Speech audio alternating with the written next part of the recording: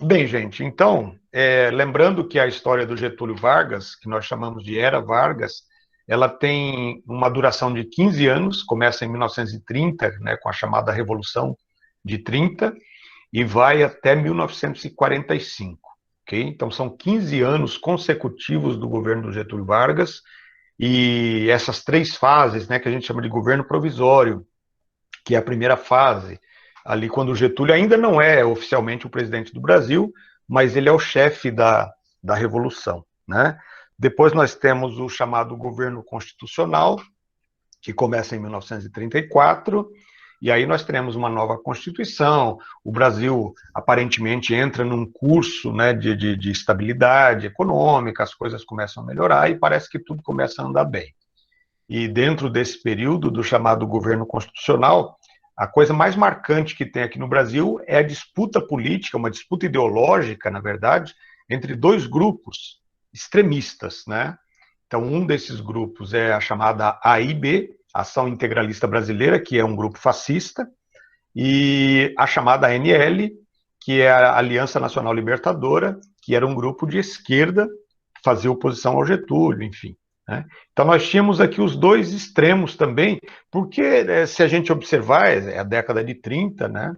O Brasil fazia parte do contexto mundial, e nessa época é a época em que lá na Europa os regimes fascistas estavam bombando, né? O nazismo na Alemanha, o fascismo na Itália, é a época do socialismo soviético, e o mundo estava em crise por conta da crise de 29 que havia se espalhado.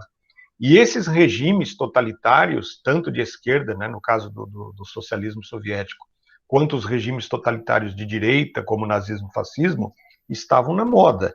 E aqui no Brasil a gente tinha os nossos representantes tupiniquins aqui, tanto do socialismo soviético quanto do fascismo italiano, né, que era a AIB e a ANL, a Aliança Nacional Libertadora. Ok? Então foi nesse panorama que transcorreu o chamado governo constitucional. Coisas boas aconteceram, né? Nós tivemos a inauguração de uma Constituição, que é a segunda Constituição da República Brasileira, de 1934, uma Constituição que mudou radicalmente o sistema eleitoral brasileiro, introduziu o voto feminino, o voto secreto, né? Acabou com aquela história de voto público, né? De voto aberto, que todo mundo sabia em quem o eleitor votava. E essa Constituição institui também a criação dos tribunais de justiça eleitoral, que era muito interessante, cria, entre outras coisas, o Ministério do Trabalho, o Ministério da Educação. Então, assim, o Brasil dava um salto importante em qualidade, né? E, evidentemente, que ao fim de 1934 até 38, que o Getúlio foi eleito pelo Congresso Nacional como presidente, eleito indiretamente ali, digamos, né, pelo Congresso Nacional. Na verdade, ele foi confirmado no poder, porque ele já era presidente provisoriamente, de 30 até 34. Em 34, então, ele vai ser confirmado como presidente para um mandato de 4 anos, que deveria ir até 38. Então, a Constituição, essa nova Constituição de 34, ela estabelecia que o voto para presidente da República fosse um voto direto, quer dizer, o eleitor escolhendo o presidente. Só que não já em 34, quer dizer, a partir do próximo presidente, a partir de 1938, é que essa eleição seria, então, uma eleição direta mesmo, né?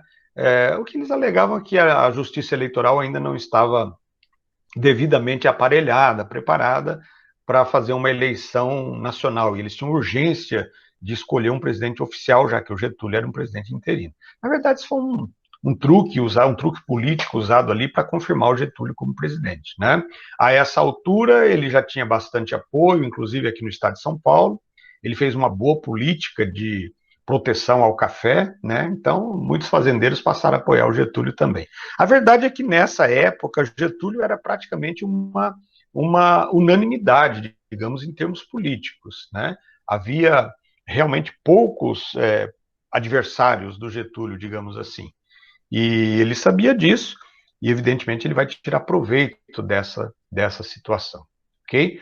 E no final de 37 para 38, quando já estavam se preparando as eleições, os candidatos já haviam sido indicados, inclusive o próprio Getúlio já havia indicado candidato a presidente, né? Chama-se José Américo de Almeida, era o candidato do Getúlio, um escritor brasileiro. Aparentemente, as coisas caminhariam democraticamente para o fim do mandato do Getúlio. Mas Getúlio Vargas não estava muito interessado em entregar o poder. Como eu disse, ele se sabia bastante apoiado pelo povo brasileiro, principalmente pelo povo brasileiro, por conta das leis trabalhistas, né? Aliás, esse é um ponto a ressaltar, é um ponto muito importante quando se fala de Era Vargas, a introdução, a criação das leis trabalhistas brasileiras, né? O chamado trabalhismo é a marca registrada do governo do Getúlio. Então, desde 1930, assim que assumiu o governo, Getúlio começou a elaborar as leis trabalhistas. Em 32, algumas dessas leis foram implantadas por decreto, e em 34 essas leis entraram definitivamente para a Constituição, passaram a ser lei mesmo, né? Então, por exemplo, a lei do salário mínimo, a jornada de trabalho de 8 horas, o seguro-desemprego, a regulamentação do trabalho feminino e infantil, essas coisas não existiam, né? Então, a partir da década de 30, a partir do Getúlio Vargas, nós passamos a ter, aqui no Brasil, as leis trabalhistas. E isso, evidentemente, deu ao Getúlio Vargas uma popularidade muito grande. Getúlio era conhecido como o pai dos pobres, ele ficou conhecido como o pai dos pobres, né? Depois, os adversários políticos, jornalistas, especialmente na época do Estado Novo, onde ele arranjou muitos inimigos por conta da ditadura, né? Então, aí, para manchar um pouco essa história de Getúlio, pai dos pobres, eles criaram uma outra narrativa. Diziam que Getúlio era o pai dos pobres, ao mesmo tempo ele era a mãe dos ricos, né? É o pai dos pobres, mas a mãe dos ricos. Tem um significado forte essa história, né? Quer dizer que, apesar dele dar alguma coisa aos pobres, ele governou mesmo para os ricos. Isso é uma versão que a gente até pode chamar de uma pós-verdade, né? Se vocês se lembrarem das aulas de tecnologia e inovação, é uma tentativa de reescrever a história e, enfim, de mudar uma coisa que era um fato. De fato, o povo brasileiro, o povo mais humilde, a classe trabalhadora, considerava Getúlio como o pai dos pobres. Se era mesmo ou não, enfim. Então, quando chega o final de 37, em 1935, falando daquela polarização que houve entre a AIB e a ANL, né? A ANL, que era o grupo liderado pelo Luiz Carlos Prestes, que era o grupo socialista, eles vão tentar um golpe para tomar o poder no Brasil, que é a chamada intentona comunista. Tá? E o golpe não deu certo, o golpe fracassou. Os líderes da intentona, Luiz Carlos Prestes, Olga Benário, eles acabaram sendo presos. E a partir daí, a partir de 35, olha, as eleições iam acontecer no final de 37, né? A intentona aconteceu em novembro de 35. A partir daí, Getúlio começa a preparar o golpe. E qual vai ser a desculpa? A desculpa é a ameaça comunista. Então vai dizer assim, olha, nós estamos tomando algumas medidas de, digamos, de censura, de limitação dos direitos individuais, porque o Brasil está sob ameaça vermelha. Então, essa ameaça vermelha, que era a chamada ameaça comunista, vai servir de muleta, vai servir de pretexto para o Getúlio levar o Brasil para uma ditadura militar. Então, isso que eu fiz até aqui agora na aula foi uma pequena revisão da aula passada. O pessoal que assistiu já deve estar lembrado desses detalhes que são importantes, né? Então, no final de 37, aliás, a partir do meio de 37, junho, julho de 37, já estava bem claro que as intenções do Getúlio estavam bem claras, né? Que ele pretendia realmente dar um golpe e não deixar as eleições presidenciais acontecer para ele poder permanecer. Vocês podem falar, mas ele não podia ser candidato de novo? Não. A lei não permitia reeleição, né? A lei de reeleição no Brasil, de presidente, governador do estado, prefeito municipal, é uma lei de 1995, da época do presidente Fernando Henrique Cardoso. Então, nessa época, o presidente só podia ter um mandato, ele podia ter outro mandato, mas tinha que ser intercalado com outro presidente, né? Como de fato vai acontecer, vocês vão ver que depois o Getúlio acaba voltando novamente ao poder em 1951, que é o chamado do segundo governo do Vargas. Mas aí já não é mais era Vargas.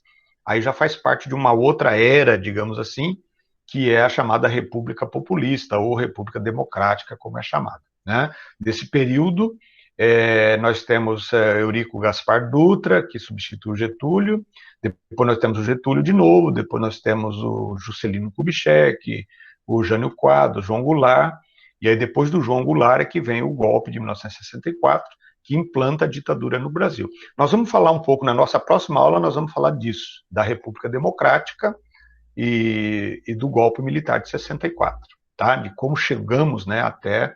Aí tem todo aquele contexto da Guerra Fria, é um assunto bem interessante, vocês vão gostar. Vocês vão ver, inclusive, muitas semelhanças, né? Dá para a gente fazer uma ponte bem legal com o Brasil atual, tá bom?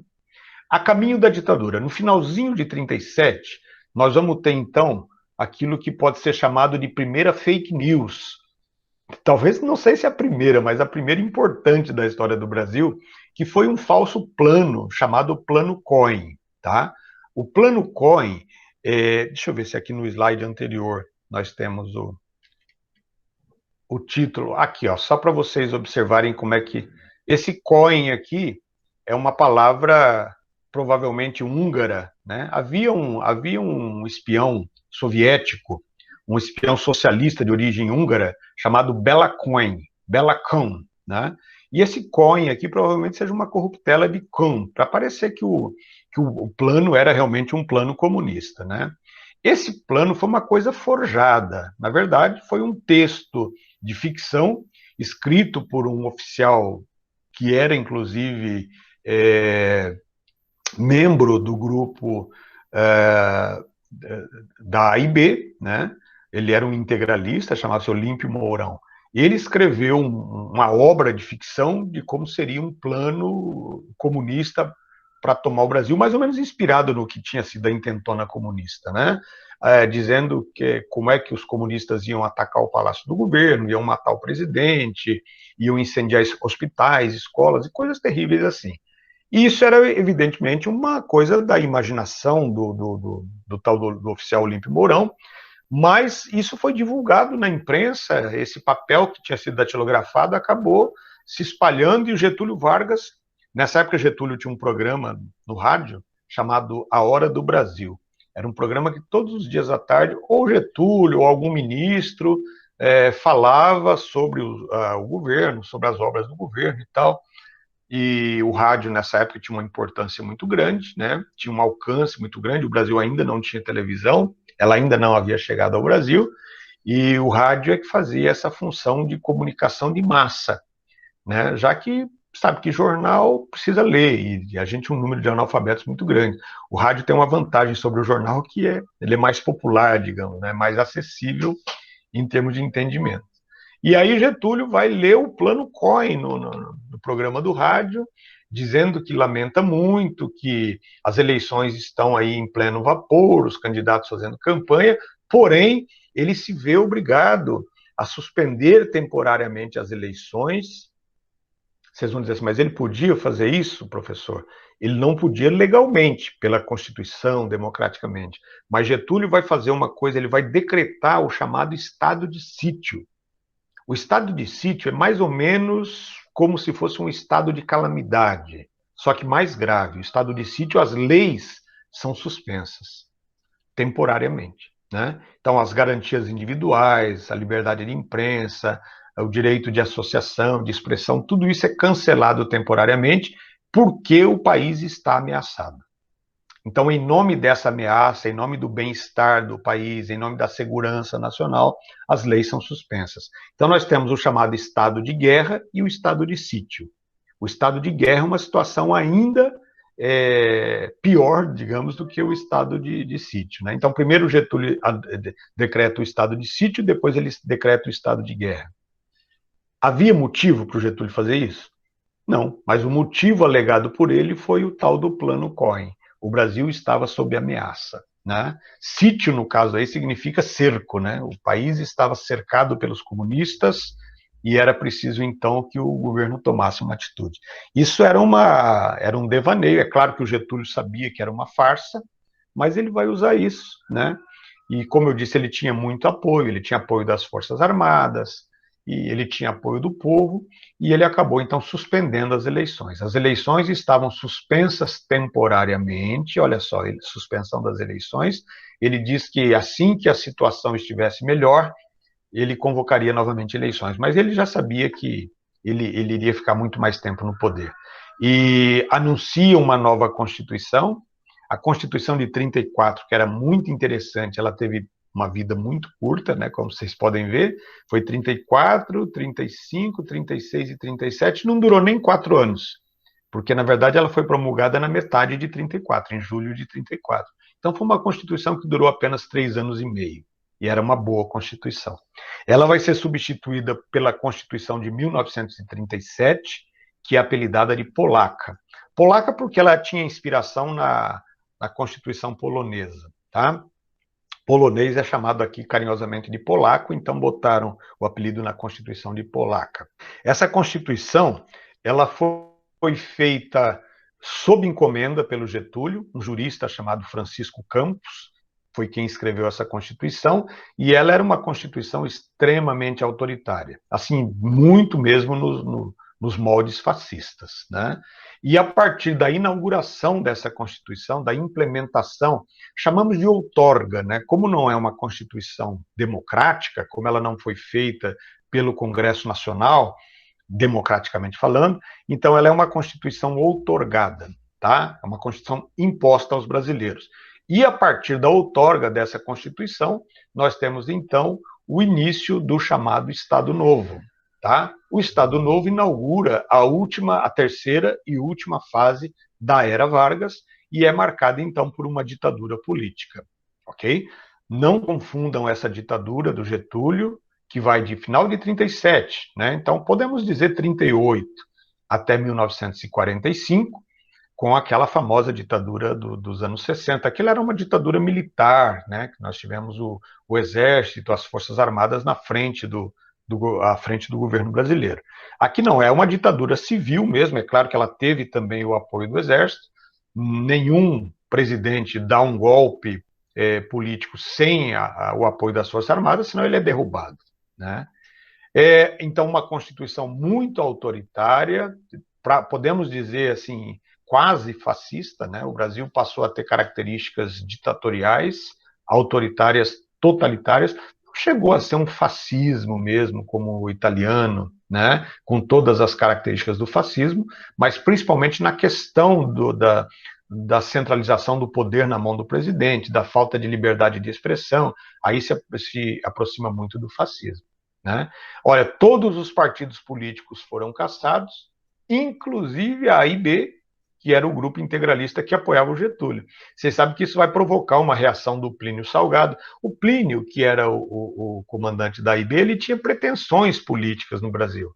Então ele queria, na verdade, se promover politicamente. Naquela época não tinha YouTube, né, para o cara se promover, como acontece hoje com muitos políticos brasileiros que são eleitos via YouTube, né?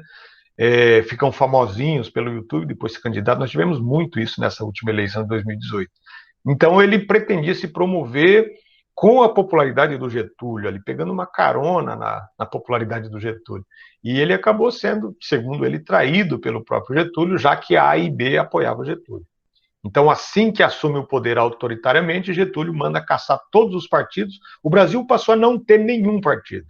Então, ao contrário, por exemplo, lá da Itália, que tinha o Fátio, né, que era o partido do Mussolini, ou mesmo na Alemanha, que tinha o partido nazi, partido do Hitler, aqui no Brasil não havia nenhum partido, né? O Brasil ficou sem partidos políticos, para dar aquela impressão de nação solidária, onde não havia adversários, onde todo mundo era uma grande família. Percebam que aí existe uma conotação fascista, né? De união nacional e tal.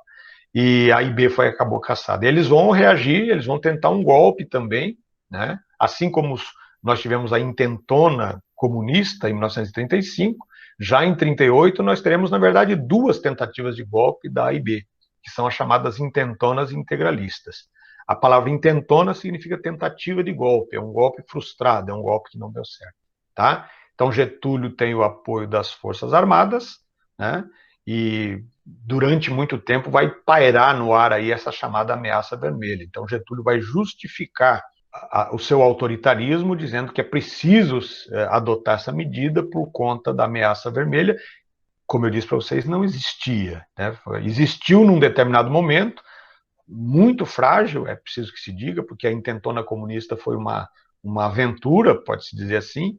Os principais líderes do aliancismo, né, do grupo socialista, estavam presos. O Luiz Carlos Prestes, que era o grande líder comunista do Brasil, estava na cadeia desde 1936, ele vai ficar preso até 1945. Então, os comunistas estavam desmobilizados.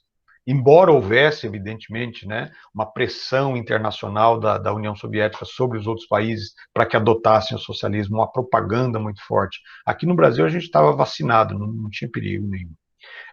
Demissão de governadores e nomeação de interventores, como tinha acontecido lá na Revolução de 30. Então há uma centralização total do poder na mão do Getúlio, e isso é o que nós chamamos de Estado Novo. Tá? Ele vai até 1945 e é um período ditatorial.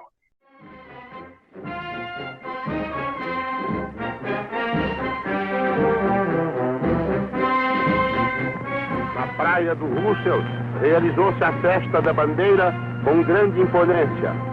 Comparecendo a esta solenidade cívica, os senhores presidentes da República, ministros de Estado, corpo diplomático e altas autoridades civis e militares. As bandeiras representando os estados do Brasil, abolidas pela nova Constituição, enfileiradas aguardam o momento da cremação. Sua Excelência, o presidente Getúlio Vargas, chega ao campo do Roosevelt para assistir à solenidade.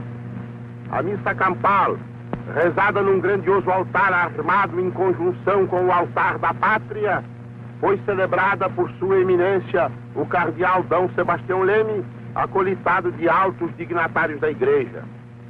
Terminada a missa campal, teve lugar a cerimônia do hasteamento da bandeira nacional pelo presidente da República, sendo hasteado ao mesmo tempo, em 22 mastros, o pavilhão nacional, simbolizando os 22 estados.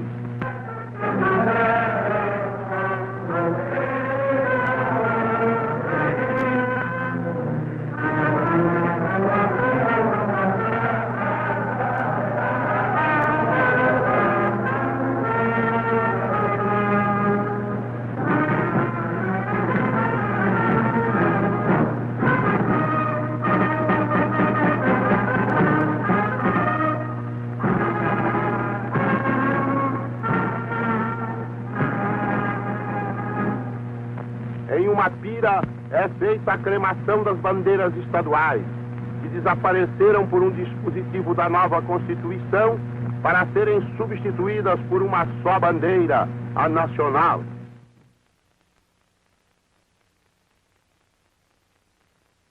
Temos motivos de sobra para encarar os dias futuros com otimismo e confiança.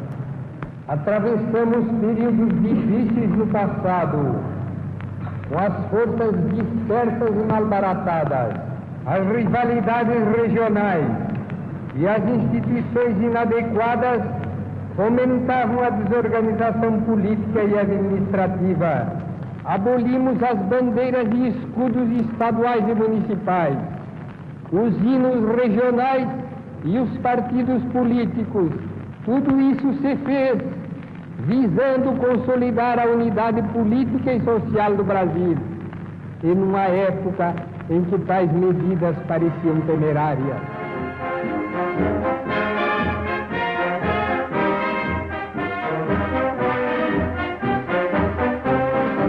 Esse aqui é o episódio da cremação, da queima das bandeiras estaduais. A praia do Roosevelt, lá no Rio de Janeiro, eles reúnem lá autoridades, o próprio Getúlio vai discursar também, e eles vão fazer, então, uma cerimônia de cremação, de queima das bandeiras. Qual o significado disso? Vocês sabem muito bem que nós temos hino nacional, hinos estaduais, hinos municipais, bandeira nacional, bandeiras estaduais, bandeiras municipais. Então, o Getúlio considerava que isso tudo dividia o Brasil. E ele queria um Brasil unido, né? Ele queria um Brasil unido debaixo de suas asas. E a eliminação das bandeiras estaduais significava a eliminação da identidade dos estados, a eliminação da autonomia dos estados. Os estados brasileiros perdiam a sua autonomia e todo o poder ficava concentrado na mão do Getúlio, na mão do presidente. Por isso que nós temos, então, esse episódio. É claro que depois que acabou o Estado Novo, os estados voltaram a ganhar autonomia, as bandeiras, né, voltaram a ter atuação de novo. Nessa altura, vocês já deve ter dado um nó na cabeça de vocês, né? Getúlio, o pai dos pobres, Getúlio, o criador das leis trabalhistas, Getúlio, o presidente que modernizou o Brasil, mas Getúlio era um filho da mãe também de um ditador, de um golpista. Getúlio conseguia ser tudo isso, tá, gente? Lá no comecinho da aula, num dos primeiros slides, eu coloquei uma pergunta, né? Getúlio era herói ou era vilão?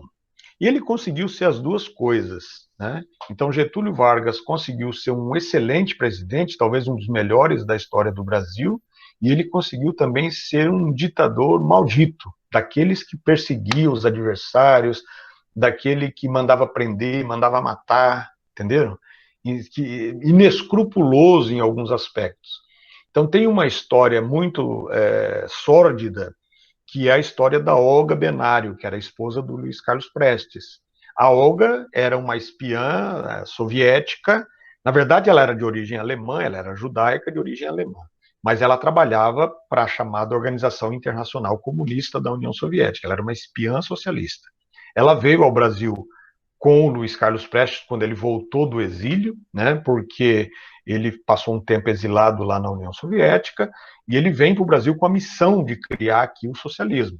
Seria a tal da intentona comunista, seria a tentativa de se criar o socialismo no Brasil. E a Olga Benário, ela acabou se envolvendo com o Luiz Carlos, eles se casaram e tal, e ela estava grávida dele nesse momento, né? E quando ela foi presa, ela estava grávida. E nessa época, é a época que o nazismo, olha, 1935, 36, é a época que o Hitler estava botando para quebrar lá na Alemanha. E se tinha uma coisa que o Hitler odiava, era judeu. E outra coisa que o Hitler odiava era socialista. E a Olga era uma alemã de origem, né? Ela nasceu na Alemanha. Ela era uma alemã de origem judaica e era socialista. Ou seja, então... E o governo brasileiro tinha a Olga sob tutela, ela estava presa aqui. E o chefe de polícia do Getúlio Vargas, um sujeito chamado Filinto Stribli Miller, que também era de origem alemã, de família alemã, que era brasileiro, mas de origem alemã. Então ele tomou a decisão de extraditar a Olga, de mandar a Olga para a sua terra, para a Alemanha. Ele sabia, evidentemente, que a Olga ia cair nas mãos dos nazistas, né? E ainda assim ele fez isso, ou seja, ele entregou a Olga aos nazistas. E ela foi direto para um campo de concentração como prisioneira. Ela teve a filha dela lá, uma menina, né? Chama-se Anita Leocádia. Anita, em homenagem a uma grande heroína da história do Brasil, né? Que é a Anita Garibaldi. E Leocádia em homenagem à mãe do Luiz Carlos, que chamava-se Dona Leocádia. A Anita, inclusive, se não me engano, ela está viva, era professora universitária, jornalista importante lá do Rio de Janeiro. Eu não sei se ela já morreu, acho que ela está viva ainda. É uma senhorinha já de idade, né? Nasceu em 36, salvo engano, final de 35 para 36. Mas ela acho que ainda está viva, tá? É até possível ver alguma coisa sobre ela na internet. E a Anita... ela foi resgatada do campo de concentração pela avó, Dona Leocádia, mãe do Luiz Carlos, conseguiu muito trabalho ali com a diplomacia alemã, ela conseguiu trazer a menina de volta. E a Olga ficou com a criança alguns dias no campo de concentração, e depois que a criança foi trazida para o Brasil, a Olga, ela acabou indo para o chuveiro, como eles diziam, né, para a câmara de gás, e ela morreu ali, assassinada pelos nazistas. Obra do Getúlio, evidentemente, né? Se bem que Getúlio negou isso depois, né? O fato ganhou uma repercussão muito grande, e ele disse que ele não sabia de nada, que quem tomou as decisões e tal, foi o Filinto Miller, que era um nazista maldito, né? O Filinto Miller era nitidamente a favor do nazismo, e se dependesse dele, inclusive, o Brasil teria entrado na Segunda Guerra Mundial ao lado da Alemanha. Olha só. Havia um grupo de ministros e secretários do Getúlio que eram a favor da Alemanha, a favor do Brasil entrar na guerra a favor da Alemanha. Teria sido uma catástrofe se isso tivesse acontecido, né? Bom, então, como eu estava dizendo para vocês, o Getúlio conseguia ser tudo isso, né? Ele conseguiu ser um bom presidente, por um lado, e realmente ele botou o Brasil no caminho do desenvolvimento, e ele conseguia ser um político manipulador, né? Um político agressivo com seus adversários, considerava os seus adversários como inimigos políticos, tá? Bom, aqui nós temos algumas coisas que foram criadas durante o período do Estado Novo. Uma coisa muito importante para vocês entenderem, né? Essa centralização política nas mãos do presidente, ela também se converte numa centralização econômica. O Estado brasileiro, né, o governo brasileiro, passa a ser, então, o grande investidor da economia. Vocês vão ver que vão ser criadas muitas grandes empresas estatais a partir daí.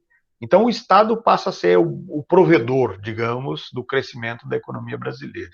Aqui nós teremos grandes obras estatais, né? Essa é uma delas, a chamada Companhia Siderúrgica Nacional. Siderurgia é fabricação de aço, né? Vocês sabem que o Brasil tinha muito minério de ferro, mas não fabricava aço. Então a gente precisava comprar, por exemplo, aço, precisava importar aço. E essa é uma época em que começou a se pensar seriamente no Brasil em se criar indústrias automobilísticas, né? O Brasil já tinha montadoras, já havia a montadora da Ford aqui, que fabricava, acho que desde 1919, já tinha a montagem do Ford T, aquele chamado Ford Bigode, né, como era apelidado. Mas não eram fabricados aqui. As peças vinham dos Estados Unidos e eram somente montadas aqui no Brasil. A gente não fabricava nem peça de reposição, para vocês terem uma ideia, né? Tudo vinha empacotado e era montado aqui no Brasil, tá? Mas nós não tínhamos a nossa própria indústria automobilística, até se não tinha produção de aço. Seria importante. Tem até uma história interessante no episódio da criação da CSN. Aqui nós estamos no contexto da Segunda Guerra Mundial, né? A Segunda Guerra começou em 1939, a CSN foi criada em 1942.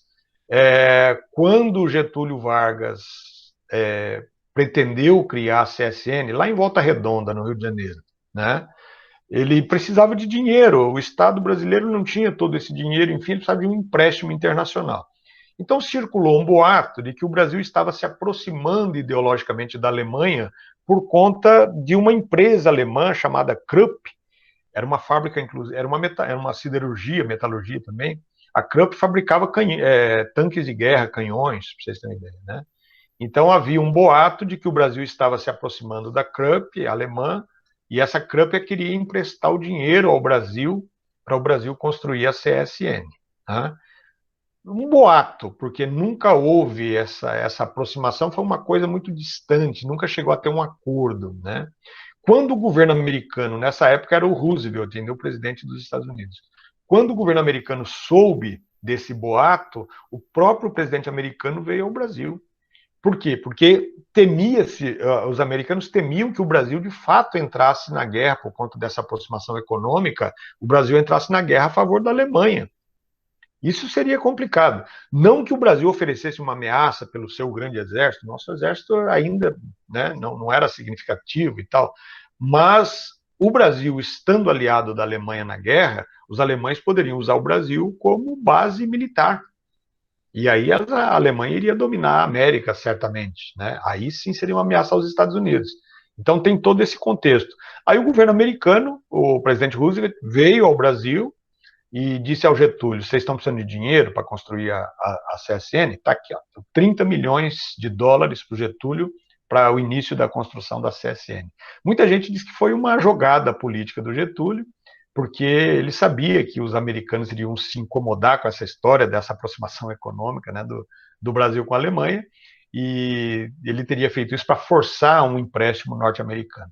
A verdade é que, ao aceitar o dinheiro dos Estados Unidos, o Brasil ficou meio dependente ali, né, das decisões americanas, e logo depois fomos praticamente obrigados a declarar guerra contra os alemães, porque aí sim foi a vez dos alemães considerarem que a aproximação do Brasil com os Estados Unidos, nessa altura os Estados Unidos já haviam entrado na guerra contra a Alemanha, era uma traição à Alemanha. Aí os alemães começaram a fundar navios brasileiros, navios mercantes brasileiros.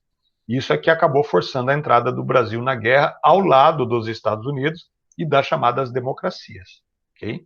Então, olha só, nós tivemos a criação da chamada indústria de base, né? Porque a indústria siderúrgica, metalúrgica, ela serve de base para outras empresas, né?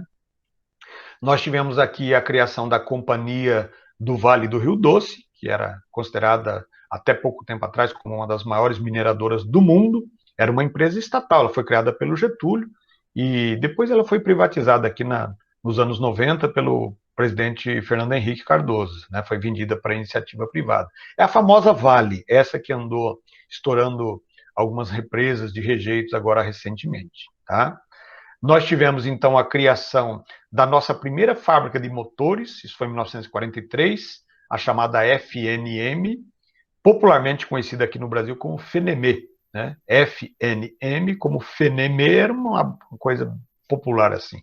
Fábrica de caminhões, na verdade, né? Não teve, assim, vida longa, até porque logo depois, né, nos anos 50, começaram a chegar os caminhões da Mercedes e tal, né, os importados, começaram a ser montados aqui, e aí a nossa FNM foi para o balaio. Tá? Getúlio cria o chamado Conselho Nacional do Petróleo, isso aqui é um detalhe muito importante. O Brasil, nessa altura, o Brasil ainda não explorava petróleo. Havia uma dúvida se realmente havia petróleo nas águas costeiras brasileiras ou não, né? E nós tínhamos, nessa época, um escritor brasileiro muito importante chamado Monteiro Lobato, vocês já ouviram falar dele, com certeza. E o Monteiro Lobato era um desses entusiastas, né, da existência do petróleo. E ele dava muitos conselhos ao Getúlio. Ele chegou a ser amigo pessoal do Getúlio, depois eles brigaram e tal. E ele dizia para o Getúlio que crie, né, uma companhia de petróleo, nós precisamos explorar petróleo, tem petróleo no Brasil e tal. E aí o Getúlio cria, então, o chamado Conselho Nacional do Petróleo, para começar as primeiras prospecções, as primeiras pesquisas, né, do campo petrolífero. E isso vai desembocar depois, na década de 50, em 1953, na criação da Petrobras. Né? O primeiro poço de petróleo brasileiro a jorrar o petróleo foi um poço na costa da Bahia. E deram o nome a esse poço de Poço Lobato, em homenagem ao entusiasmo aí do nosso ilustre escritor Monteiro Lobato. Okay? Ainda durante o Estado Novo, nós tivemos a chamada consolidação das leis trabalhistas. Então, aqui, na verdade, o que aconteceu? Todas as leis que foram criadas a partir de 1932, pelo Getúlio, as leis relacionadas ao trabalho, né? Elas foram consolidadas num documento só, tá? E é aí que surge, inclusive, a carteira de trabalho, essa que o presidente atual, esse que vocês sabem quem, né?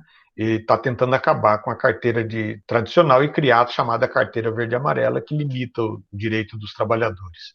Então, essa carteira de trabalho, ela resumia praticamente toda a legislação trabalhista na CLT.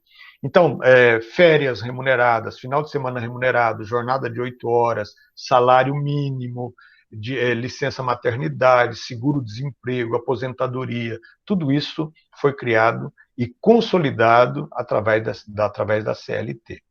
Até outro dia, né? Agora, há pouco tempo atrás, começou com Temer isso, e depois, agora no governo do atual presidente, nós tivemos uma série de direitos trabalhistas questionados e alguns deles flexibilizados, né? Significa que agora você,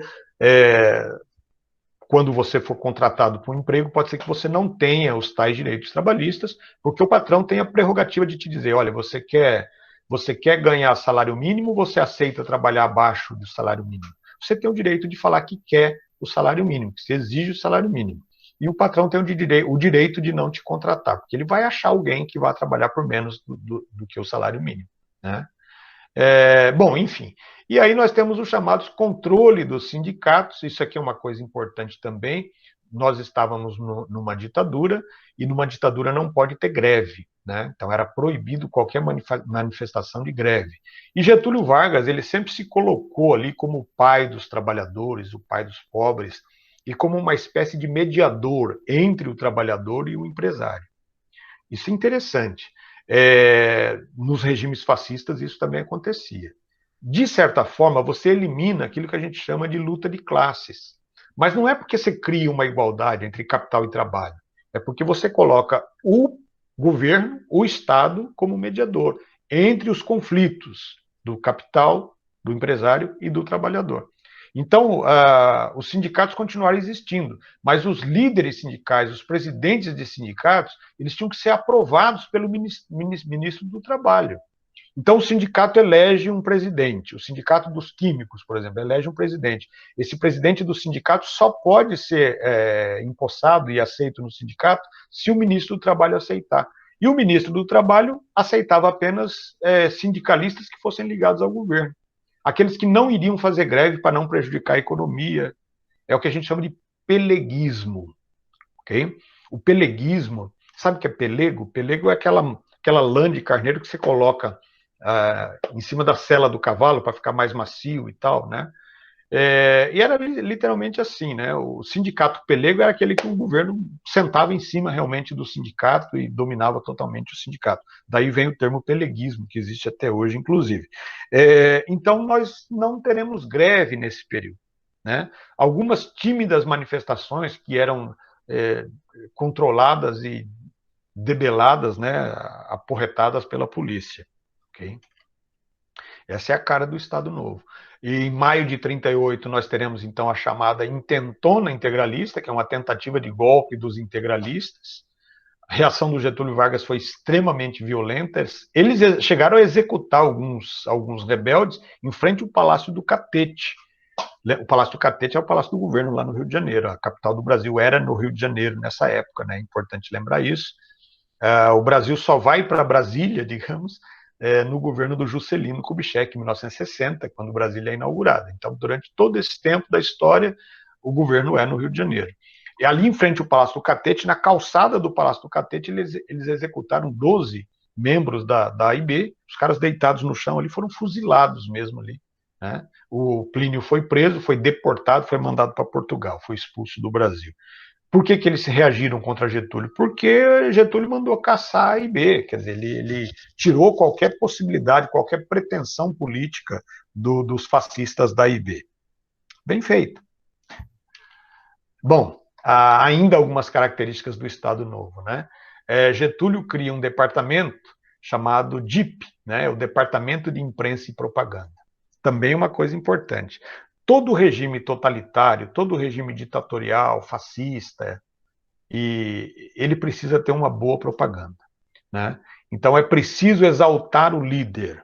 Assim fizeram com Mussolini, assim fizeram com Hitler, assim fizeram com Stalin. A propaganda é um importante meio do Estado de criar a imagem do líder como protetor do país, como o necessário, como imprescindível para o bem-estar do país. Então, o país não vive sem aquele líder. E Getúlio soube usar isso muito bem, principalmente através do rádio. Era o rádio, era o cinema, eram os jornais, eram as cartilhas escolares. Então, tudo calculado, tudo milimetricamente pensado para promover a imagem do presidente, né? Então, esse era o Departamento de Propaganda e Imprensa. O Getúlio, ele tinha sempre junto com ele, quando ele saía às ruas e tal, ele tinha sempre um fotógrafo ao lado dele, que era o fotógrafo oficial do governo, para registrar ali os melhores momentos do Getúlio para publicar nos jornais depois, né? Então, Getúlio pegando criancinha no colo, Getúlio dando esmolas aos mendigos, isso criava aquela imagem de amigo do povo, de pai do trabalhador, realmente, né? Então, isso foi muito bem explorado. E o DIP também tinha a função de controlar a imprensa, ou seja, havia uma censura, chamada censura prévia, tá? Nenhuma matéria, nenhuma notícia era publicada se ela fosse negativa ao governo, se ela fosse ruim para a imagem do governo. Então, jornais brasileiros, revistas brasileiras só podiam publicar coisas boas, sob pena de ter multas ou de ter o dono o editor preso, esse tipo de coisa, né? Então, a censura era rigorosa mesmo, tá? Essa era a função do DIP, zelar pela boa imagem do governo e, ao mesmo tempo, controlar a imprensa para que não falasse mal do governo. Vocês sabem que ainda ontem eu tive um rápido debate com um cidadão, que não vou citar o nome dele aqui porque ele não merece, pelo Facebook, né? E ele falava da ditadura militar dos anos 60 sem o menor conhecimento de causa, quer dizer, um cara que ele ouviu falar em algum site, em algum vídeo do YouTube sobre a ditadura, que era uma época boa, nos anos 60 e tal, e a gente entrou num debate, e ele tentando alegar que naquela época era melhor que agora. Eu falei, tá bom, você viveu na época da ditadura? Ele falou, não, ele é bem jovem, inclusive. Ele falou, não. Eu falei, o que você sabe? Onde você leu? Aí ele me passou alguns dados e tal. Então, assim, é também uma pós-verdade, essa história de que a época da ditadura no Brasil era muito boa, né?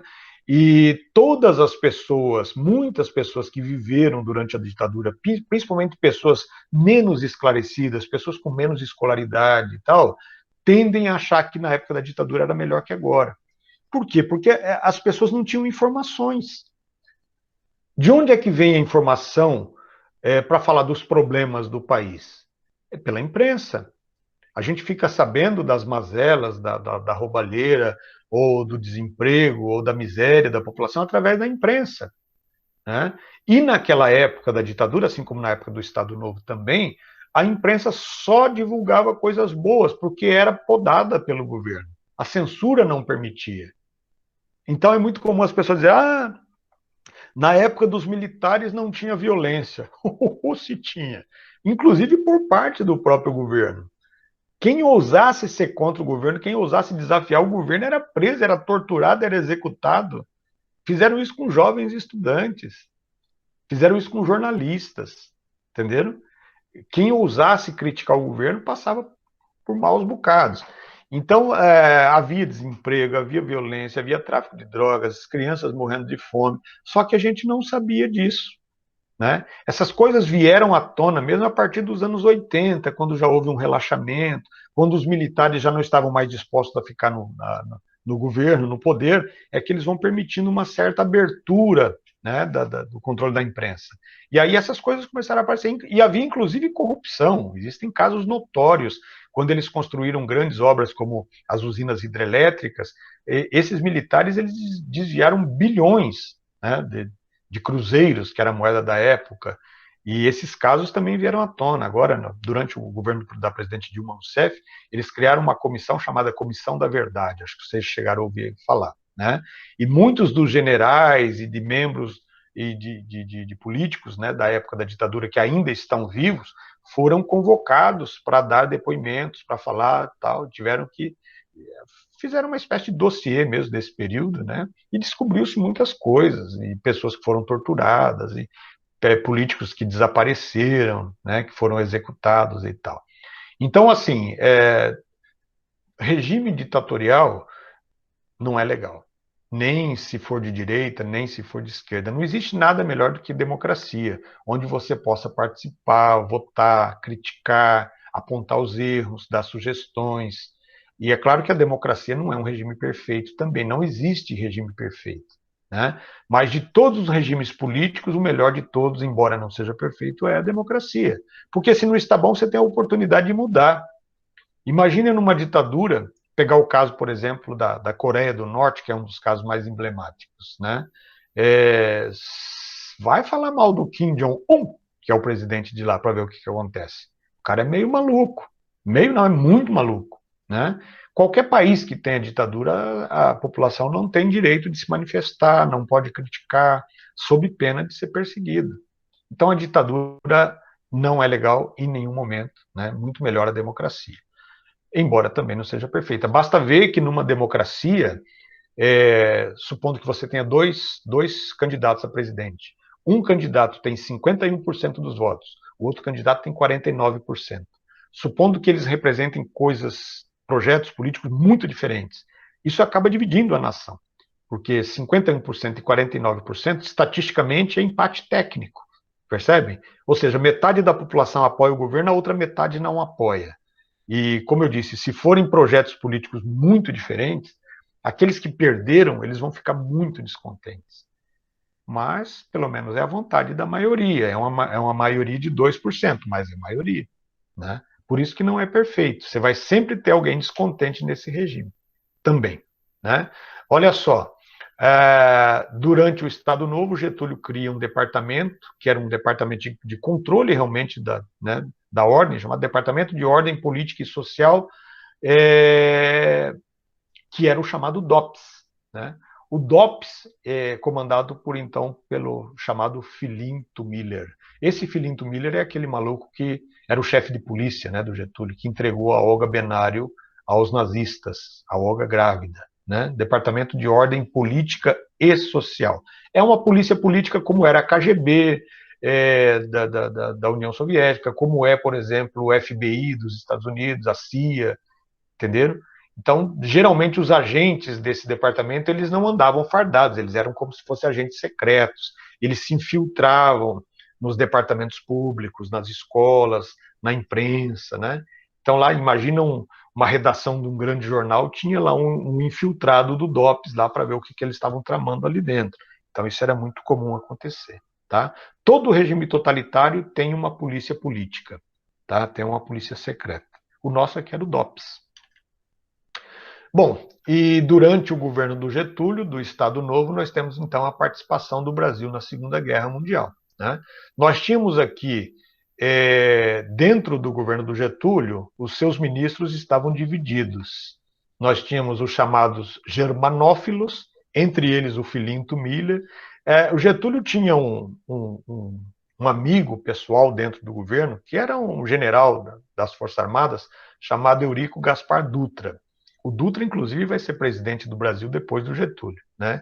E o Dutra, o Filinto Miller, eles eram a favor de que o Brasil declarasse guerra à Inglaterra e à França. Eles eram a favor da Alemanha. Por isso eles eram apelidados germanófilos, germanófilo de Germany, né, que é o nome inglês da Alemanha. E nós tínhamos aqui os chamados americanófilos, que eram a favor do Brasil entrar na guerra ao lado dos aliados, né, Estados Unidos, França, Inglaterra, Rússia e tal. E foi graças a um dos ministros do Getúlio, um sujeito chamado Oswaldo Aranha, que o Brasil não caiu na esparrela de se filiar aos alemães, de entrar na guerra a favor da Alemanha. Senão a gente sabe o que teria acontecido, né? A Alemanha perdeu a guerra. Vocês vão ver depois, nós vamos ter um capítulo que nós vamos estar chamado Guerra Fria, vocês vão ver o que aconteceu com a Alemanha depois da guerra, né? A Alemanha perdeu a sua autonomia política, isso poderia ter acontecido com o Brasil, né? Os Estados Unidos pressionam o Brasil para que o Brasil entre na guerra a favor dos aliados, e aí nós tivemos todo aquele episódio do afundamento dos navios brasileiros, que praticamente forçou o Brasil a declarar guerra contra a Alemanha, né? E Getúlio usou toda aquela estratégia para dizer que havia uma aproximação com os alemães, com a Krupp e tal, e o governo americano acabou emprestando o dinheiro que o Brasil precisava para a construção da CSN. Né? Em agosto de 42, o Brasil declarou guerra ao eixo, né? O eixo era a Alemanha, a Itália e o Japão, né? Só que nós só vamos entrar oficialmente na guerra em 44, começo de 44, junto com um batalhão do exército norte-americano, inclusive o Brasil mandou seus soldados, né, para treinarem nos Estados Unidos, os chamados pracinhas, né, 25 mil soldados brasileiros participaram da Segunda Guerra Mundial. Okay? Pois bem, justamente a participação do Brasil na Segunda Guerra, o Brasil teve uma participação bacana na Segunda Guerra, né? Especialmente nas batalhas na Itália, Monte Castelo, Castel Novo. O Brasil teve vitórias importantes, participou, né, de vitórias importantes ali. Só que isso acabou colocando Getúlio Vargas numa saia justa. Então vai ficar muito evidente a contradição do Getúlio, né? Ele vai entrar, podemos dizer que ele cai aqui numa cilada, porque o governo do Getúlio era um governo ditatorial. Aqui não tínhamos democracia. E a Segunda Guerra Mundial ela é nitidamente uma guerra marcada pela disputa da democracia contra o autoritarismo, contra os regimes totalitários. Então nós temos no Brasil um regime totalitário, mas nós mandamos os nossos soldados para combater o totalitarismo lá. Quer dizer que lá fora não pode ter autoritarismo, mas aqui dentro do Brasil tem. Lá fora não pode ter ditadura, mas aqui pode. Perceberam? É mais ou menos, essa contradição é mais ou menos a que assola algumas pessoas que eu conheço, que falam assim, que bom se os militares tomassem o poder no Brasil de novo, né? Queremos de volta a ditadura militar. E as mesmas pessoas que criticam a Venezuela porque lá tem uma ditadura. O Nicolás Maduro é um maldito de um ditador. E aqui no Brasil eles vêm ditadura já, queremos intervenção militar, percebe? Quer dizer, lá fora não pode ter ditadura, aqui dentro pode. O Getúlio caiu nessa esparrela, ele caiu nessa contradição. E aí, meus amigos, ele próprio percebe, né, que a situação dele, o Brasil mandou soldados para a guerra já em 44, né? No começo de 45, a guerra já estava praticamente definida. A Itália já tinha sido derrotada, a Alemanha, né, no comecinho, ali em maio de 45, a Alemanha teve que... o Hitler cometeu suicídio em abril, a Alemanha se entregou em maio, e a guerra vai até setembro só por conta da resistência japonesa, que vai ser depois vencida pelas bombas atômicas em Hiroshima e Nagasaki, né? Mas a guerra mesmo, ela acaba no final de 44, do ponto de vista de derrota do eixo. O eixo estava derrotado no final de 44. Já não havia mais esperança para eles, digamos assim.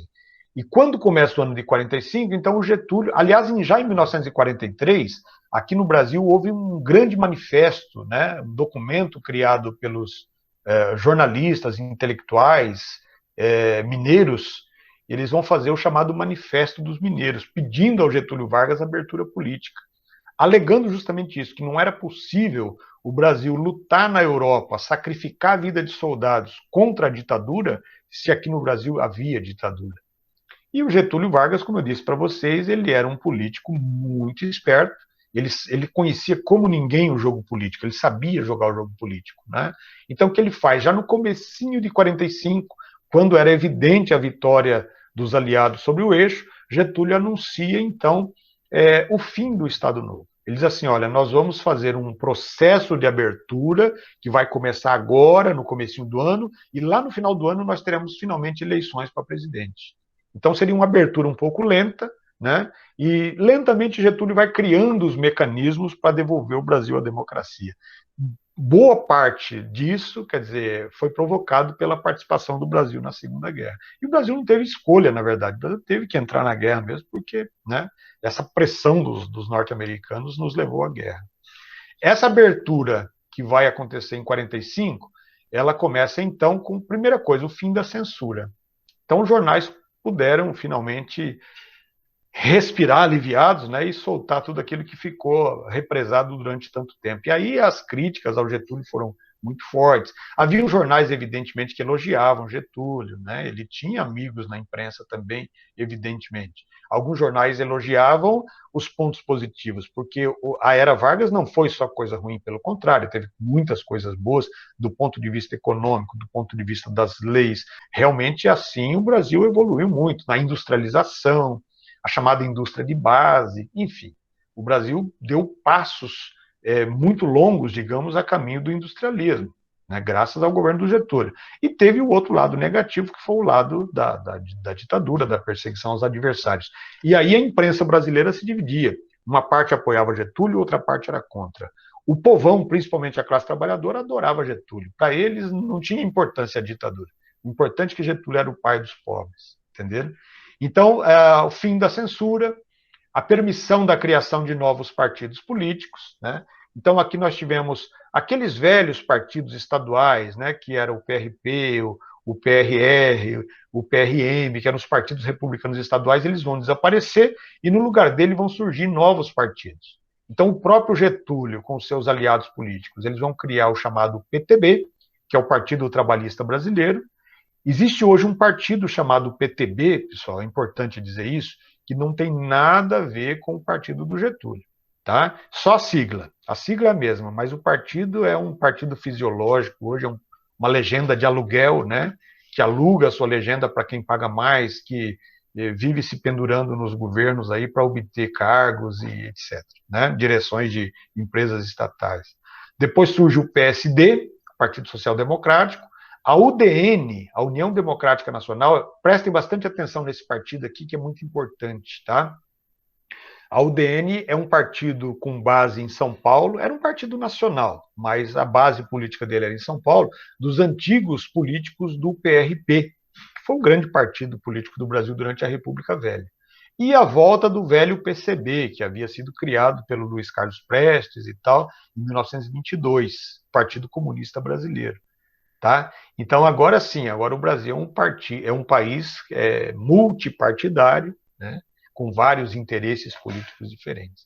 Muitos presos políticos foram soltos, inclusive Luiz Carlos Prestes, passou 9 anos na cadeia, ele foi preso em 36, e foi liberada agora em 45, né? E o anúncio das eleições oficialmente, né? Quer dizer, Getúlio declarando que o Brasil teria eleições em dezembro de 45, fechando o chamado Estado Novo, né?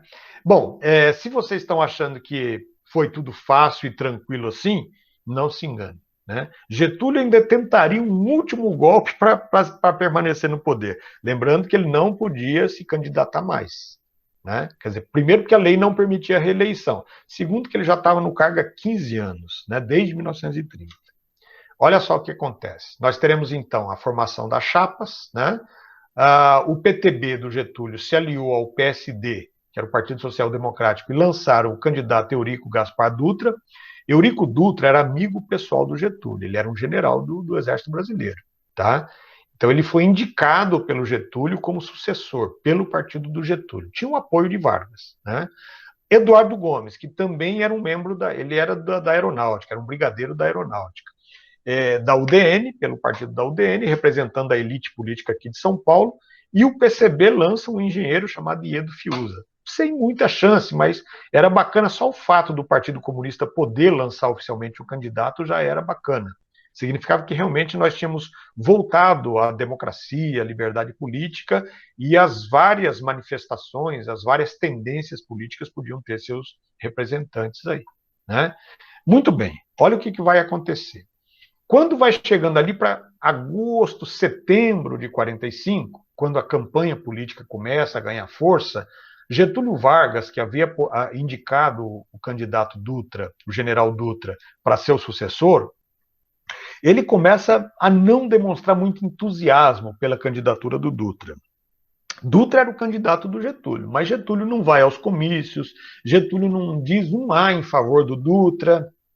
Então as pessoas começaram a desconfiar que Getúlio estava programando um novo golpe, porque foi isso que aconteceu em 37. Getúlio tinha um candidato, que era o José Américo de Almeida. Também não disse um A em favor do José Américo. O Eduardo Gomes, que era o candidato da UDN, ele começou a levantar essa lebre, dizer assim, olha, gente, cuidado, lembrai-vos de 37. Esse era o lema, o slogan do Eduardo Gomes, né? Lembrai-vos de 37. Lembrem o que aconteceu lá em 37. Às vésperas da eleição, Getúlio deu um golpe, inventou lá o tal do Plano Cohen e cancelou tudo, instaurou uma ditadura. Será que isso vai acontecer de novo agora? Dizia o Eduardo Gomes, né? Então, lembrava de 37. E aí começa uma pressão da justiça brasileira, de alguns militares, para que o Getúlio renunciasse, né? Antes mesmo das eleições, para que ele entregasse o poder, o presidente do Congresso Nacional assumiria interinamente até as eleições, para que pudessem, enfim, acontecer as eleições. Então, de um lado, os adversários do Getúlio queriam que ele renunciasse antes das eleições, mas o povo queria o Getúlio. E aí começa, então, um movimento chamado queremismo. Queremismo vem de querer.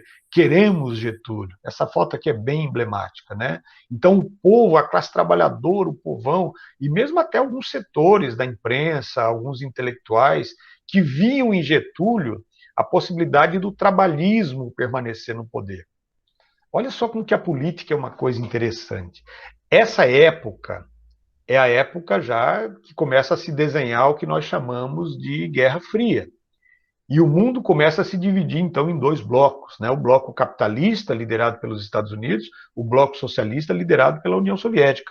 O grande medo de líderes sindicais e trabalhadores brasileiros é que um candidato como Dutra ou Eduardo Gomes, que ganhasse a eleição, pudesse não ser tão bom para a classe trabalhadora como era o Getúlio.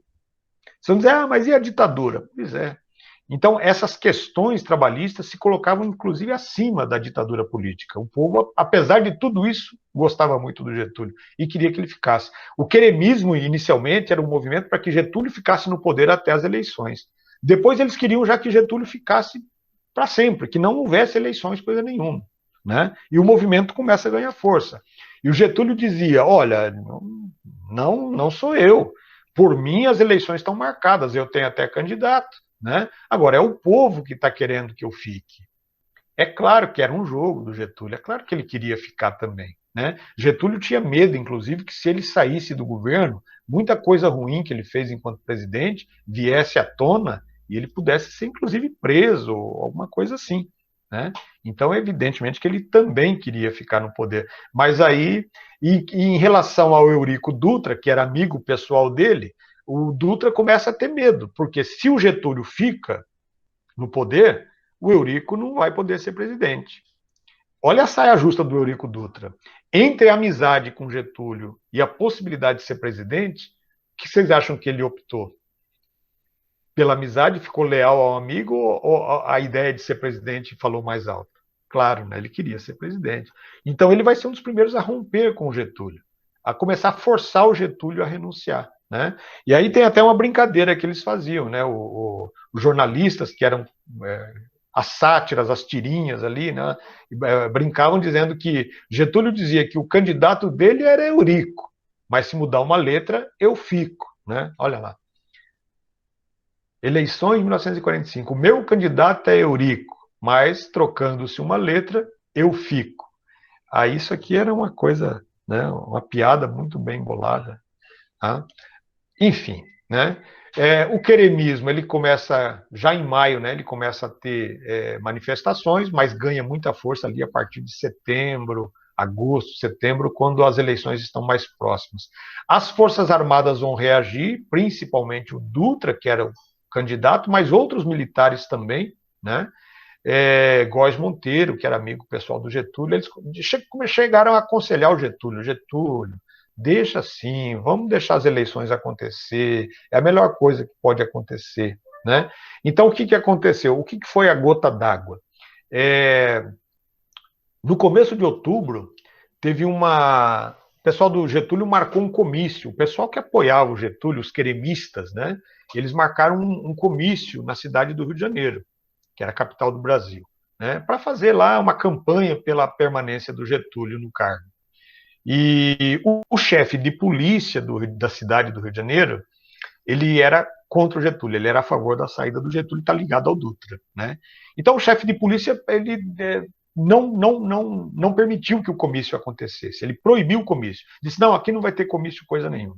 E aí o que fez o Getúlio? Demitiu o chefe de polícia. E no lugar do chefe de polícia, ele nomeou o próprio irmão dele, chamado Benjamin Vargas, apelidado Bejo. Ele nomeia o Bejo Vargas como chefe de polícia. E isso foi considerado um ato extremamente ditatorial, antidemocrático, e os adversários do Getúlio usaram isso, então, como ultimato. Né? O próprio Dutra, Góes Monteiro, uma série de outros militares, um grupo de militares do alto escalão, vão chegar no Getúlio, isso foi dia 29 de outubro de 45, e vão dizer para ele, Getúlio, o seguinte, não tem outra opção. Ou você renuncia, ou nós vamos te prender e te tirar do cargo agora. Um golpe branco, né? Dando a ele a possibilidade de renunciar, mas forçando a renúncia. Então esse é um detalhe importante. Getúlio Vargas, a era Vargas, chegou ao final do governo, chegou ao fim, em 45, por renúncia ou por deposição? É uma renúncia forçada, pode-se dizer deposição, embora Getúlio tenha saído voluntariamente do governo, né? Com essa pressão em cima dele, evidentemente. Okay?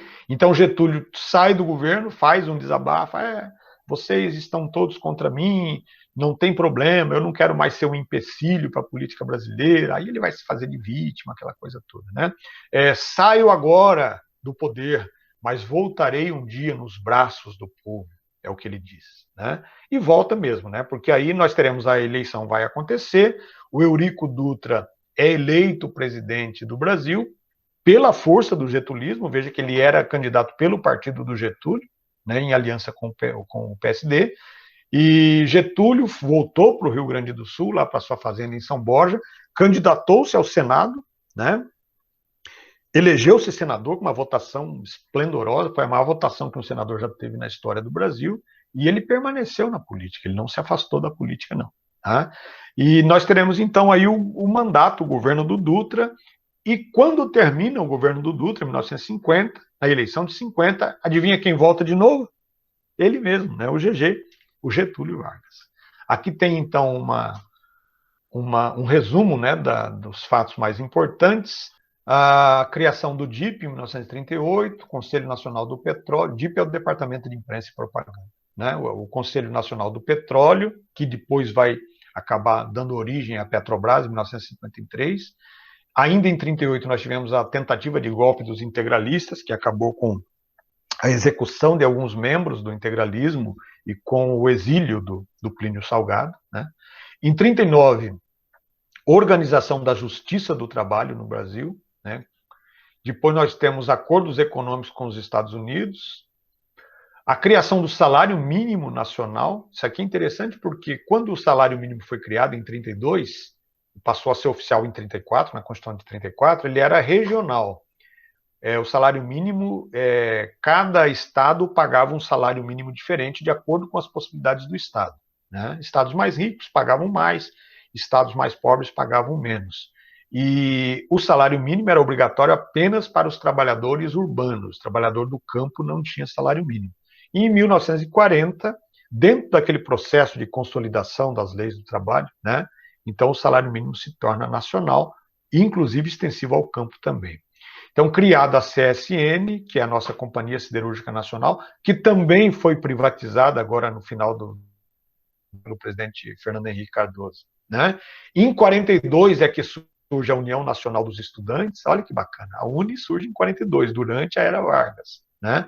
O Brasil declara guerra à Alemanha, né, e aos países do eixo, Japão e Itália, embora só tenha entrado oficialmente na guerra em 44.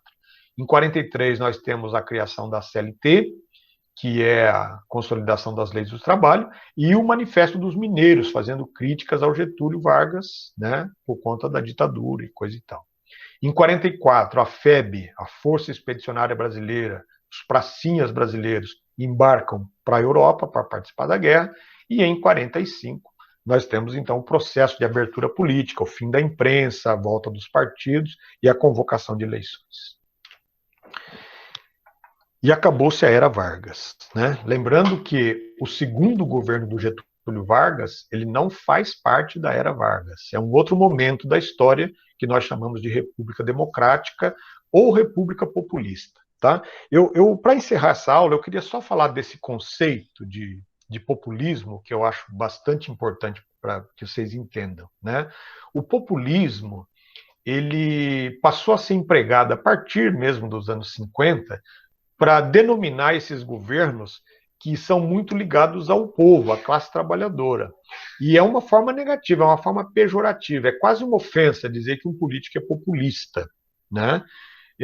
Passou a ser visto como uma coisa negativa. Então, todos os presidentes dos anos 50 até a ditadura militar, eles são chamados de presidentes populistas. Talvez o Dutra tenha sido o menos populista, mas depois Getúlio Vargas, Juscelino Kubitschek, Jânio Quadros, João Goulart, né? Agora, mais recentemente, o presidente Lula, são chamados de presidentes populistas, porque é apelo popular, porque eles têm um grande apoio da classe trabalhadora, né?